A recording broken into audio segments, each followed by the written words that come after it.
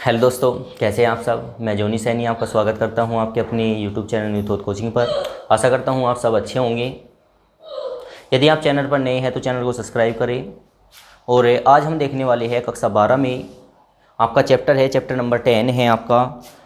Chapter 10 में सदिश start होगा आज से। आज सदिश की हम थोड़ी बेसिक बातें सीखेंगे और अगली वीडियो से सदिश को स्टार्ट करेंगे। देखो, सदिश में होता क्या है, सदिश और अदिश। सबसे पहली बात तो ये दो शब्द आते हैं, फिजिक्स में आपने जाना होगा। सदिश किसे कहते हैं? सदिश। सदिश वेक्टर किसे कहते हैं और अदिश वेक्टर किसे कहते हैं? एक वर्ड है सदिश और एक वर्ड है आपका अदिश। सदिश वेक्टर कहा जाता है जब किसी वस्तु के बारे में दिशा और दूरी का दोनों का ज्ञान होता है। क्या कहलाता है? सदिश कहलाता है। देखो कैसे, जैसे कोई व्यक्ति है, वह 2 किलोमीटर पूर्व दिशा में चला। किस दिशा में चला? पूर्व दिशा में चला। कितना चला? 2 किलोमीटर चला। तो ये जो चली गई दूरी है वो कितनी है? क्या कहलाएगी? सदिश कहलाएगी। दोबारा सुनोगे, सदिश क्या होता है? एक ऐसा पथ जिसमें आप सदिश वेक्टर किसे कहते हैं जानेंगे। सदिश वेक्टर कहते हैं कि जिसमें दिशा व परिमाण दोनों दिए होते हैं। क्या कहलाता है? सदिश कहलाता है। परिमाण का मतलब होगा आपका कितना परिमाण, कितनी दूरी चल रखी है, वो परिमाण कहलाता है। और दिशा आप जानते हो किस दिशा में वो जा रहा है। जिसमें दिशा और परिमाण दोनों दिए होते हैं उसे क्या कहते हैं? सदिश कहते हैं। और अदिश किसे कहा जाता है? जिसमें केवल और केवल परिमाण दिया होता है। क्या दिया होता है? परिमाण दिया होता है, दिशा नहीं दी होती, वो क्या कहलाता है? अदिश कहलाता है। ठीक है।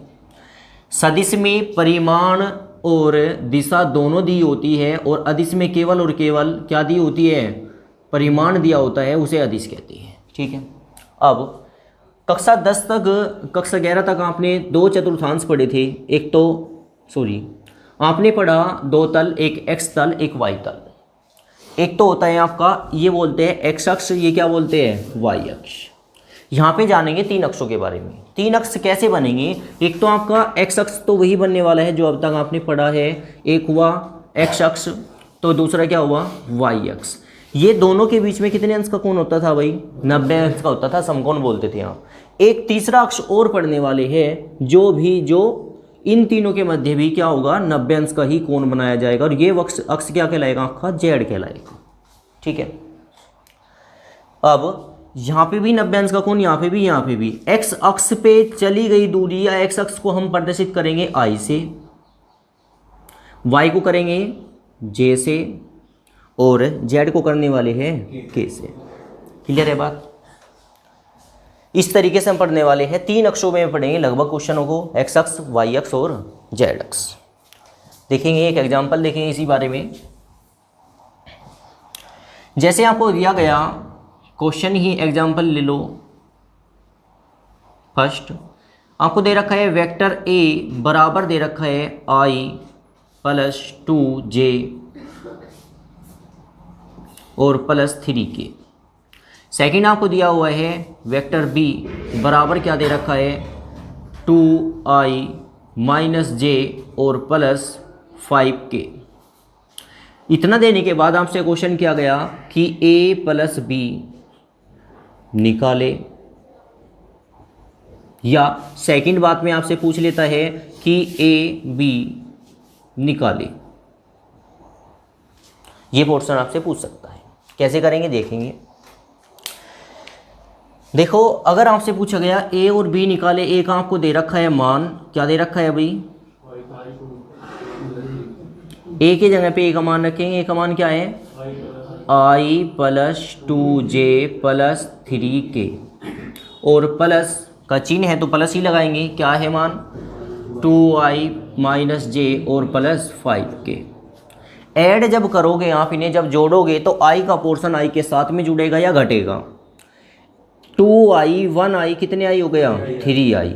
फाइनल 2j - j कितना हो गया? j हो गया, क्योंकि 2j में से एक j गया तो प्लस का j बचा हुआ है। क्लियर है बात? अब 3i और 5i कितना हो गया? 8k हो गया, 8k हो गया, और यही इस क्वेश्चन का क्या कहलाएगा, आंसर कहलाएगा। ठीक है, ये आपने वेक्टरों को जोड़ना सीखा है। लेकिन अगर आपसे पूछा जाता है ए बी निकाले, तो यहाँ पे थोड़ा पोर्शन आपको लॉन्ग लेना होगा। कैसे, आपको ये एक बात लिखनी होगी, वेक्टर ए का ओ के सापेक्ष स्थिति सदिश। वेक्टर ए का ओ के सापेक्ष स्थिति सदिश कैसे निकालोगे, यहां बोलोगे आप ओ ए, वेक्टर ओ ए, और फिर पोर्शन जो का तो लिख दोगे i + 2j और प्लस कितना भाई 3k, फाइनल। ऐसे ही सेम करने वाले हैं वेक्टर बी का किसके सापेक्ष, ओ के सापेक्ष स्थिति सदिश क्या निकल के आने वाला है, वेक्टर ओ बी बराबर क्या आने वाला है, जो का तो पोर्शन 2i - j और प्लस 5k।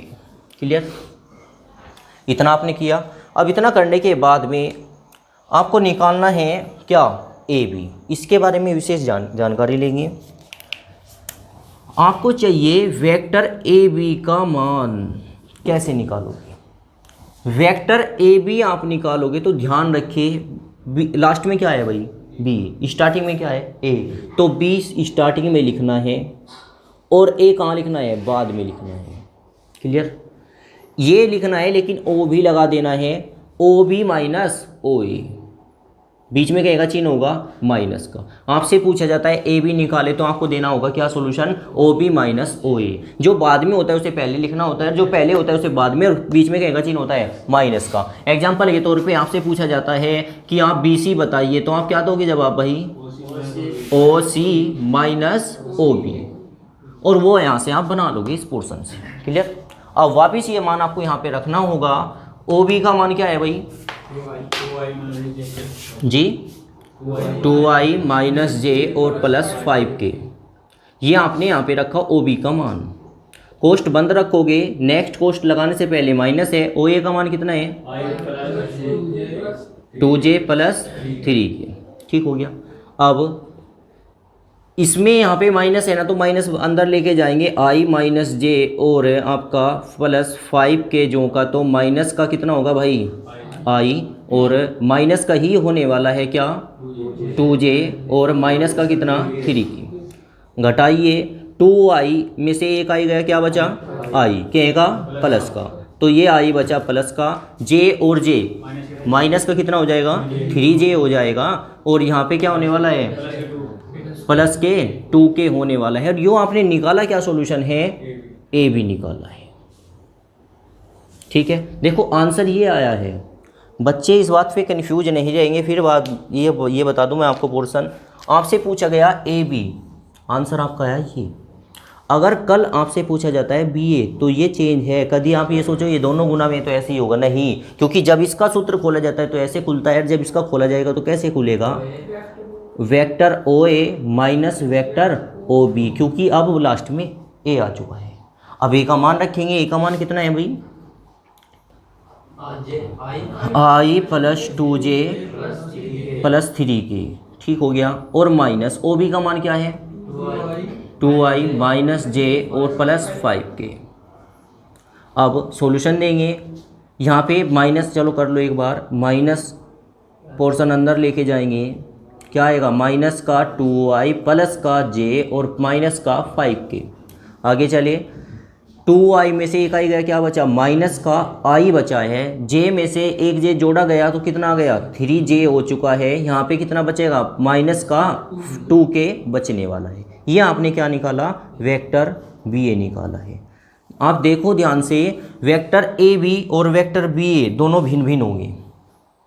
ये पोर्शन और ये पोर्शन आपका अलग अलग है। कहने का अर्थ है कि अगर आपसे ए बी पूछा जाता है तो ए बी ही निकालेंगे, बी ए पूछा गया तो बी ए ही निकालना है। क्लियर है बात।